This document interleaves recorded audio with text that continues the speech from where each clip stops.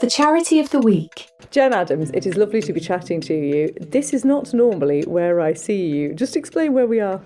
So we are in the new Manxwell and Dolphin Watch Info Centre, which is inside Cranky's coffee shop in Peel on the middle of the high street.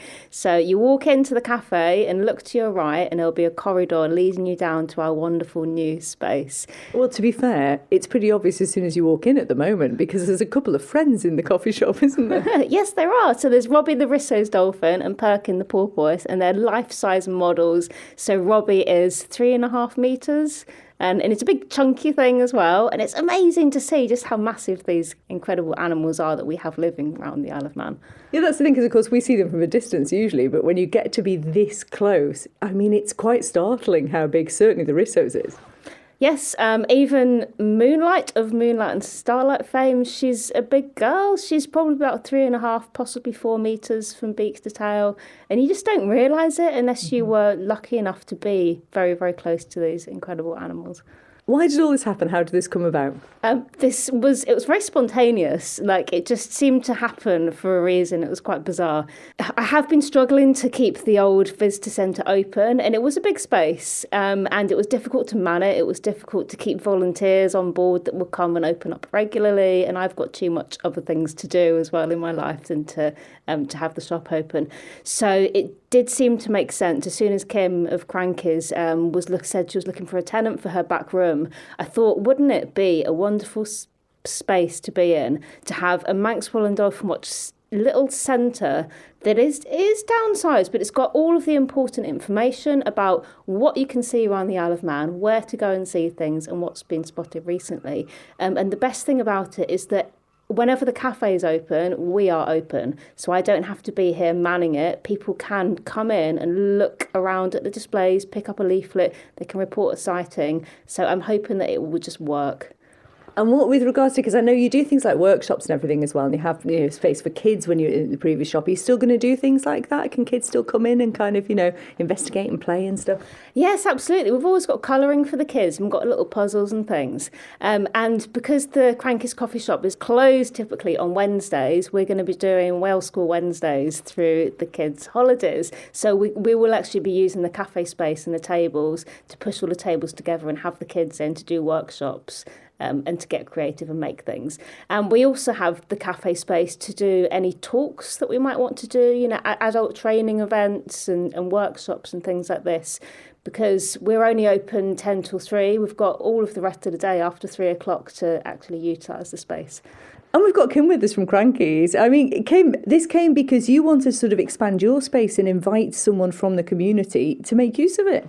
Well, yeah, our lovely Mike, who's been helping me for the last 2 years, volunteering as well. He's such a sweetheart.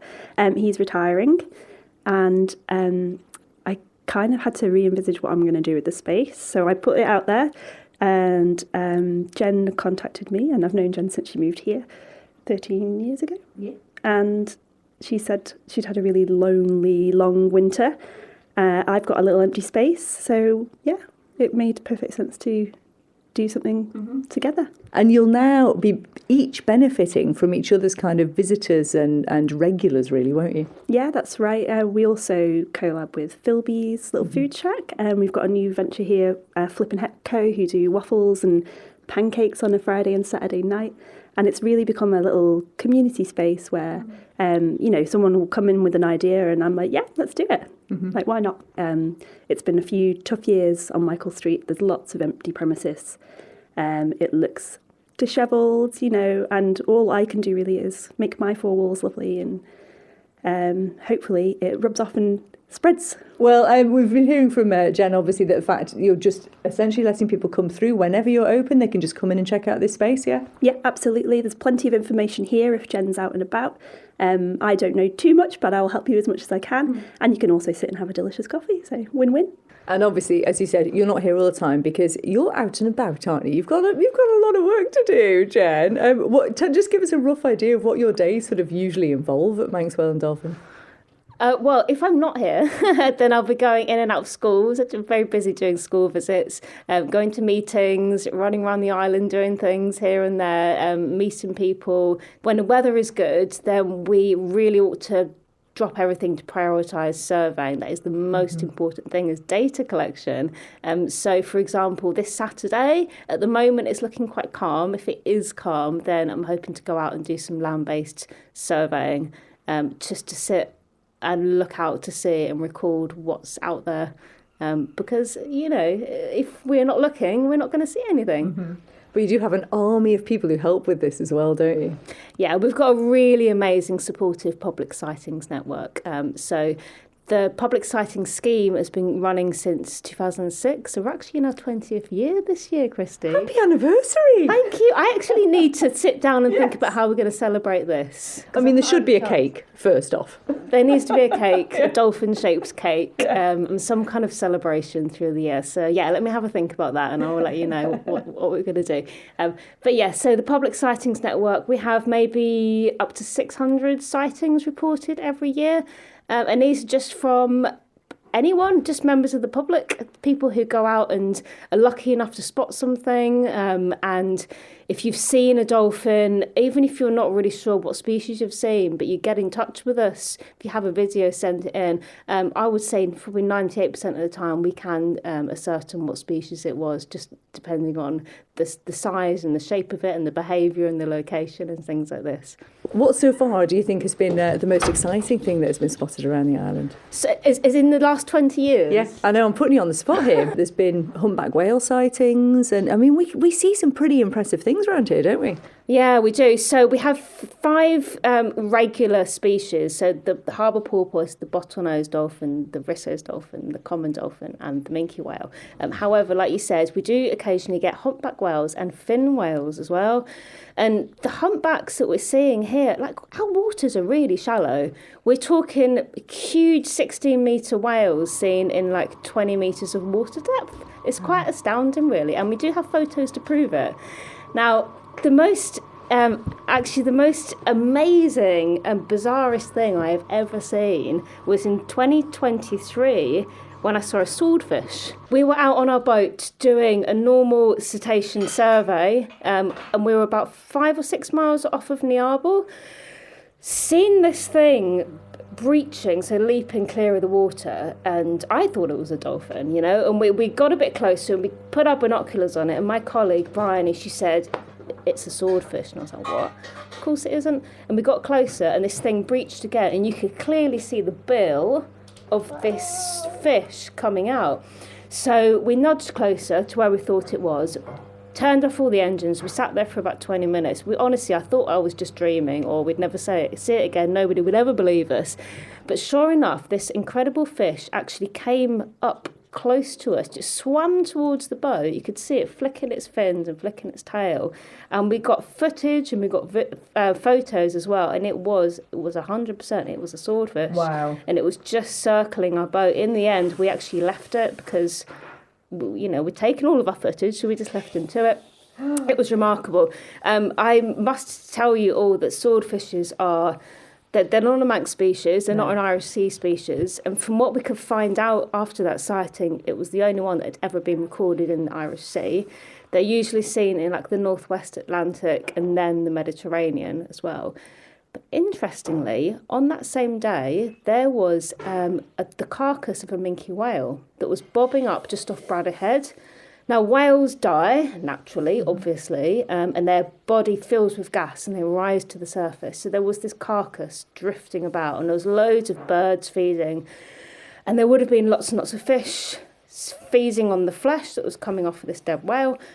So I imagine that the swordfish, having a really keen sense of smell, from wherever he was, possibly up to like 50 miles away, I think they can smell and detect things, he would have come in, not to feed on the carcass, but to feed on the fish that were feeding on the carcass.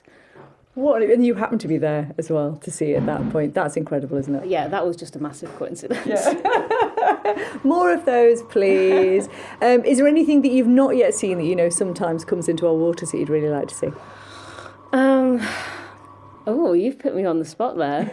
What haven't I seen? I've actually seen most things, I would say. Yeah, I really like to see another shark species, because as well as basking sharks, we do also see thresher sharks, and they are the ones they've got a really long scythe-shaped tail, and you only see them when they breach clear of the water, and you can see the outline of their tail as well. So I'd love to see some more sharks, because they are out there, but because they're fish and they breathe through gills, they're under the water. Yeah. The only time you'll see them is if they happen to breach, or like in the case of a basking shark, they're up at the surface feeding on the plankton.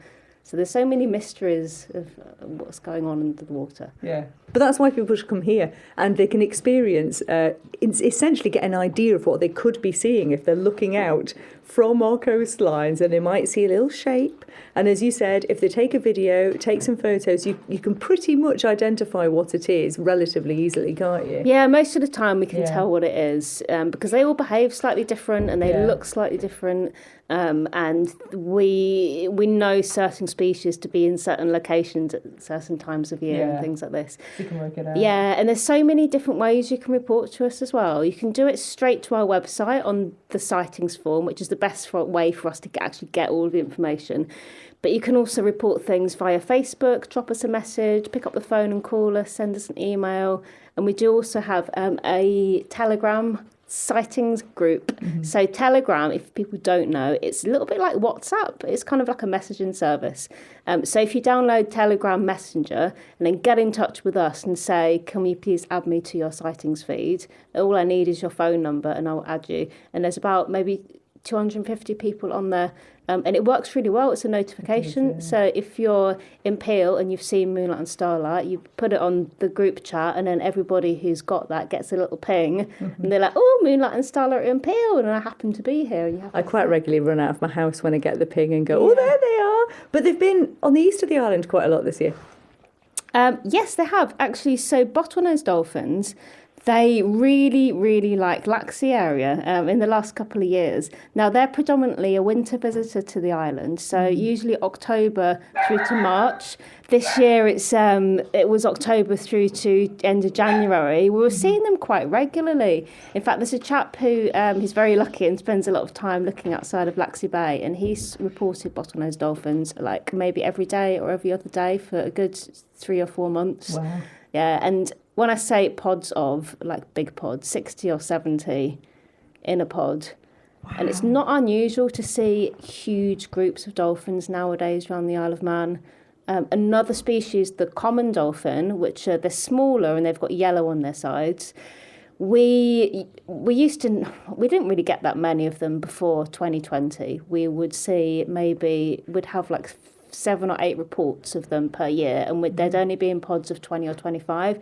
Now, nowadays, we're getting about 50 reports a year, and pods exceeding 200 dolphins. 200!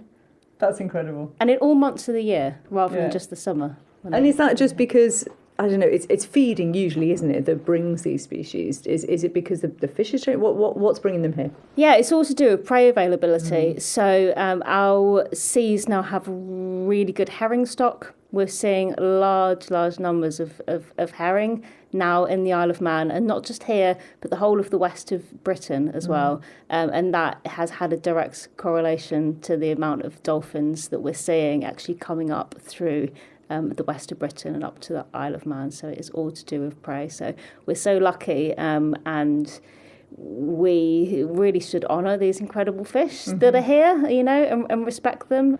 And we should say as well, talking about respect, because of course it's a bit chilly out there today. However, it's going to start getting warmer, fingers crossed, and a bit sunnier. People are going to start getting back in the sea again, getting on their kayaks again. We do need to respect them and be aware of them, don't we? Because Moonlight and Starlight certainly Starlight as well, can be quite inquisitive, can't she? Yeah, Moonlight and Starlight are a concern of mine because they are so confident around people, and they do regularly approach swimmers as well. So we actually have a special code of conduct just for Moonlight and Starlight, which tells people really what to do and what not to do if you're lucky enough to come across them in the water. You have to be ever so careful and just respect their space. So if Moonlight and Starlight came up to you, if you were sea swimming, for example, don't reach out to them, don't swim towards them, definitely do not try to grab them in any way, shape or form, but just let them do what they want. They might swim around you for a couple of minutes, and then hopefully they'll just leave you again. I mean, that'd be amazing. I sort of want it to happen, but I think I'd also be quite scared seeing how big they are from your models out there. Exactly, yeah. Moonlight is big. She's really big. Actually, a really good point to note with Moonlight and Starlight is another concern of mine relates to people possibly thinking it's okay to feed them. It is not okay to feed dolphins. So even though they're these amazing smiley animals that come up to your boat, maybe you think that throwing a fish is a good idea and it's helping them, it's not. Okay. So there have been cases of solitary, they're called solitary social dolphins, where there's just one or two of them and they become friends with humans. There was one down in Weymouth who became so confident around boats because people were throwing fish to it that he got hit by a boat and he died. And there's now a memorial plaque to this Danny the dolphin down in Weymouth just to educate people on what happened. So we have to be so careful because what you're doing is you're actually encouraging them to feel comfortable being in such close proximity to boats. Putting them in danger, basically. Yeah, you're putting them in danger. So they're wild animals. Mm-hmm. Let them be wild. Yeah. Let the wild be wild. Always. Don't try to humanitise them. Well, I have to say, your passion for this subject always inspires me. It really does, Jen. It's always brilliant catching up with you about it. Just remind us again where people go. First of all, to sign up with the Telegram app, because I have to say, it is a revelation that I love using the Telegram app and getting all the notifications, and also the website and when people can come and see you here in this new space. Okay, so the Telegram app, make sure you've downloaded Telegram Messenger to your phone and then get in touch with us. Pop in or send us an email and tell us what your name was and your phone number and I will add you to the app. So It's quite straightforward. And the new Maxwell and Dolphin Watch Info Centre is based inside Cranky's Coffee Shop in the centre of Michael Street, so it's the High Street in Peel. It's sort of on the left-hand side when you're walking up past Tesco and Co-op. And hopefully the signage is quite obvious and we'll drive people to us. The Charity of the Week, brought to you by Kell Properties.